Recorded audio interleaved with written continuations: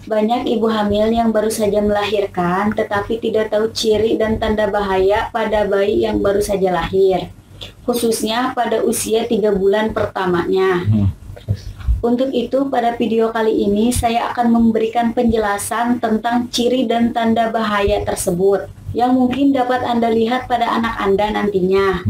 Semua tanda bahaya tersebut bersumber dari buku Pink ini, yaitu buku panduan ibu hamil berikut dengan penjelasan yang saya akan berikan. Mungkin banyak ibu hamil yang mempunyainya, tetapi tidak pernah membacanya. Untuk itu, pada video kali ini saya akan memberikan penjelasan dengan sangat detail. Ikuti terus video saya berikut ini sampai habis.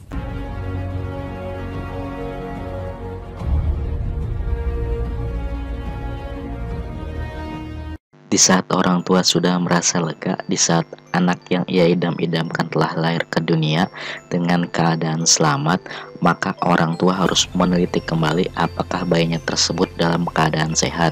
Karena banyak sekali orang tua yang mengesampingkan dengan hal tersebut. Biasanya bidan atau pelayan kesehatan akan langsung mengecek kondisinya tersebut. Tetapi alangkah baiknya kita sebagai orang tua tetap harus memperhatikan kondisi kesehatan anak kita tersebut, apalagi pada usia anak yang masih di bawah 40 hari bahkan hingga 3 bulan pertamanya.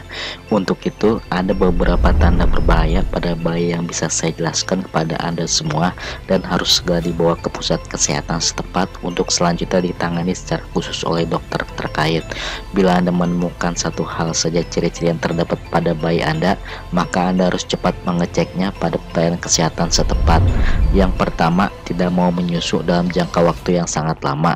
Anda harus merasa curiga jika bayi Anda tidak mau menyusu. Seperti yang kita ketahui bersama, ASI adalah makanan pokok bagi bayi, sehingga jika bayi tidak mau menyusu, maka asupan nutrisinya akan berkurang, dan ini akan berefek pada kondisi tubuhnya.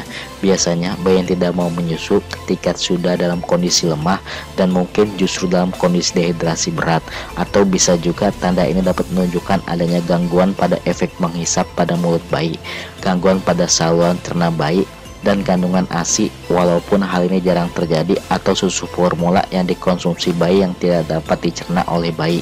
Maka segeralah bawa bayi Anda ke pusat kesehatan setempat agar lebih mengetahui kondisinya. Yang kedua, kejang-kejang. Kejang-kejang pada bayi memang terkadang terjadi. Yang perlu Anda perhatikan adalah bagaimana kondisi pemicu terjadinya kejang. Apakah kejang terjadi saat bayi demam? Jika iya, kemungkinan kejang dipicu oleh demamnya. Selalu sediakan obat penurun panas sesuai dengan dosis anjuran dokter.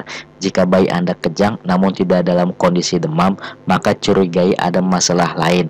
Perhatikan frekuensi lamanya kejang dan segeralah berkonsultasi pada dokter terkait, karena ditakutkan kejang tersebut disebabkan oleh salah satu tanda dari infeksi tetanus neonatorium. Ini merupakan penyakit tetanus yang menyerang pada bayi baru lahir, dan hal ini sangat berbahaya bagi bayi, bahkan dapat menyebabkan kematian jika tidak ditangani dengan segera. Yang ketiga, lemas. Jika bayi Anda terlihat tidak aktif biasanya, maka waspadalah, jangan biarkan kondisi ini berlanjut. Kondisi lemah bisa disebabkan oleh diare, muntah yang berlebihan, ataupun infeksi berat, karena ditakutkan adanya gangguan pada saraf bayi atau otot bayi. Pada bayi yang sehat, aktivitas gerak sangat kuat tanpa harus dirangsang. Yang keempat, sesak napas lebih besar atau sama dengan 60 kali per menit. Tarikan dinding dada bagian bawah ke dalam.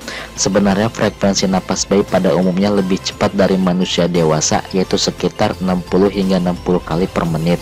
Jika bayi bernapas kurang dari 30 kali per menit atau lebih dari 60 kali per menit, maka Anda wajib waspada. Lihat dinding dadanya ada tarikan atau tidak, karena ditakutkan adanya gangguan pada sistem pernapasan bayi. Hal ini dapat disertai dengan tanda bahaya lain seperti demam.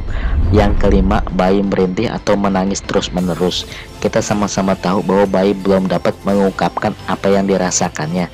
Ia hanya dapat mengungkapkan semuanya hanya dengan menangis. Ketika Anda melihat bayi dengan kondisi merintih terus-menerus walaupun sudah diberi ASI atau sudah dipok-pok, maka Anda dapat berkonsultasi kepada dokter terkait. Bisa jadi adanya ketidaknyamanan atau penyakit lain yang bayi rasakan, atau ditakutkan rintihan bayi tersebut menandakan adanya penyakit turunan yang dialami oleh bayi. Semakin lama rintihan pada bayi, orang tua harus semakin curiga terhadap kondisi bayinya tersebut. Yang keenam, tali pusar kemerahan sampai dinding perut, pusar berbau dan bernanah. Kondisi tali pusar pada bayi yang berwarna kemerahan menunjukkan adanya tanda infeksi. Yang harus Anda perhatikan saat merawat tali pusar adalah jaga tali pusar bayi tetap kering dan bersih. Bersihkan dengan air hangat dan biarkan kering. Betadin dan alkohol boleh diberikan tetapi tidak untuk dikompreskan. Artinya hanya dioleskan saja saat sudah kering atau baru Anda tutup dengan kasa steril yang bisa Anda beli di apotek. Sebenarnya ciri ini dapat terjadi beberapa saat setelah ari-ari bayi dipotong, sehingga menandakan adanya peradangan atau infeksi yang cukup berbahaya. Untuk itu, Anda harus selalu memperhatikan kondisi bayi secara bertahap agar setiap perkembangannya memperoleh yang terbaik. Yang ketujuh, demam atau panas tinggi. Sebenarnya suhu normal bayi berkisar antara 36,5 derajat Celcius sampai dengan 37,50 derajat Celcius. Jika kurang atau lebih, setelahnya perhatikan kondisi sekitar bayi Anda. Apakah kondisi di sekitar membuat bayi Anda kehilangan panas tubuh seperti ruangan yang dingin atau pakaian yang basah? Jika tubuh bayi dingin, maka ini perlu penanganan segera di fasilitas kesehatan karena menandakan aliran darah yang terganggu yang biasanya diiringi warna pucat pada kedua ujung tangan dan kaki. Yang kedelapan, mata bayi bernanah. Mata bayi yang bernanah berlebihan menunjukkan adanya infeksi yang berasal dari proses persalinan. Bersihkan mata bayi dengan kapas dan air hangat lalu konsultasikan pada dokter atau bidan. Atau bisa jadi bayi tersebut tanda dari infeksi gonero pada bayi yang ditularkan oleh orang tua bayi. Anda harus cepat menghubungi pusat kesehatan terdekat untuk berkonsultasi masalah ini. Yang kesembilan, diare atau buang air besar lebih dari 3 kali sehari. Ketika bayi mengalami diare, maka biasanya matanya akan terlihat cekung dan tubuhnya menjadi lemah akibat dehidrasi. Saat kulit perutnya dicubit, ia pun akan kembali dengan lambat. Diare dapat menyebabkan bayi banyak kehilangan cairan tubuh sehingga dapat menyebabkan kematian. Yang ke-10, kulit dan mata bayi kuning. Warna kuning pada kulit bayi dikatakan berbahaya bila terjadi dalam waktu kurang dari 24 jam setelah lahir atau ditemukan pada usia lebih dari 14 hari. Warna kekuningan dapat menjalar hingga bagian telapak tangan dan kakinya. Bahkan tinja bayi berwarna kuning, maka Anda harus mengkonsultasikan hal tersebut pada dokter. Penyakit kuning tersebut biasanya disebabkan oleh tingginya zat bilirubin dalam darah yang terjadi secara tidak normal untuk awal hari kelahiran, namun dapat pula menandakan bahaya bila terjadi dalam waktu yang lama, atau bisa jadi karena bayi tersebut kekurangan ASI. Untuk menjelaskan mengenai bayi kuning telah saya jelaskan pada video sebelumnya. Silahkan Anda cek videonya di kolom deskripsi atau pada akhir video ini. Yang ke-11, tinja bayi saat buang air besar berwarna pucat. Tanda berbahaya yang terlahir pada bayi yang baru saja lahir adalah tinja atau kotoran bayi saat buang air besar berwarna pucat.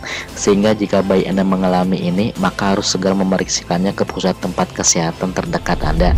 Itulah beberapa tanda berbahaya pada bayi yang baru saja dilahirkan hingga usia 3 bulan pertamanya.